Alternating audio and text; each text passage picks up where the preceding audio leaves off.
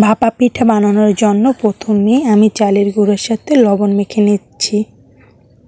তো তারপর অল্প অল্প করে পানি মেখে নিচ্ছি, যেন একটু দলা দলা পাকা এরকমের পানি মেখে নিতে হবে। তারপর আমি একটা এই যে ঝাঁপির সাহায্যে এটুকুলোকে চেলে নিচ্ছি।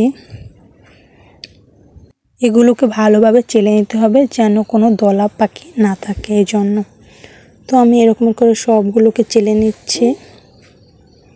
যখন আমার চালা হয়ে যাবে তখন আমি একটা রাইস কুকারের যে স্টিনার আছে ওইটা নিয়েছি।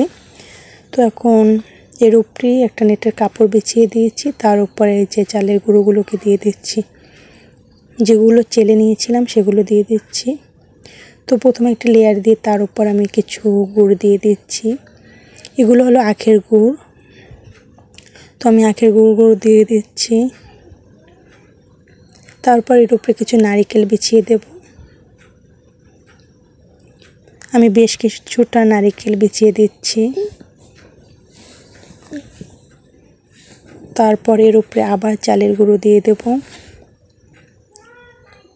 তো আমি যেটা চেলে নিয়েছিলাম সেইটাই কিন্তু সম্পূর্ণটা এটাই দিয়ে দেব। তো তারপর আর একটা লেয়ার তৈরি করতেছি।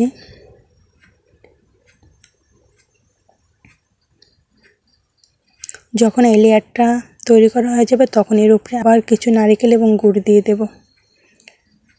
তো এই কিন্তু আমি আবার নারকেল দিয়ে দিচ্ছি।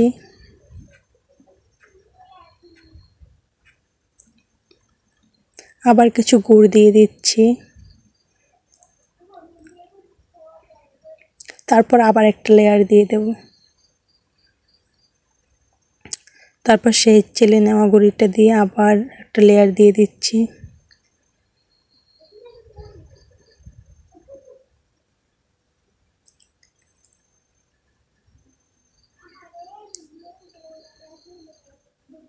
তো এরকমের করে আমি এই লেয়ারটা কমপ্লিট করে দিলাম।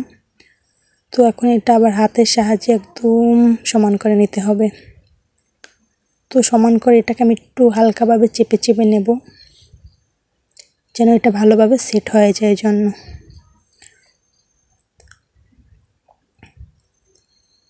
তো আমি হাত দিয়ে কিন্তু আলতোভাবে একটু একটু করে চেপে নিচ্ছি, যেন এটা একদম সেট হয়ে যায় এই জন্য। তো হালকাভাবে চেপে নিচ্ছি হাত দিয়ে।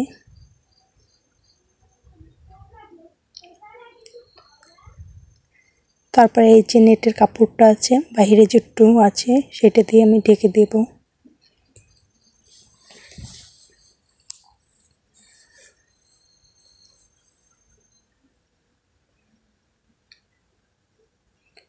তো আমি প্রথমে কিন্তু রাইস কুকারে পানি দিয়ে দিয়েছিলাম।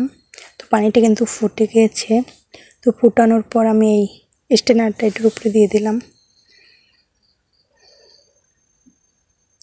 তো এখন আমাদের কিছুক্ষণ অপেক্ষা করতে হবে।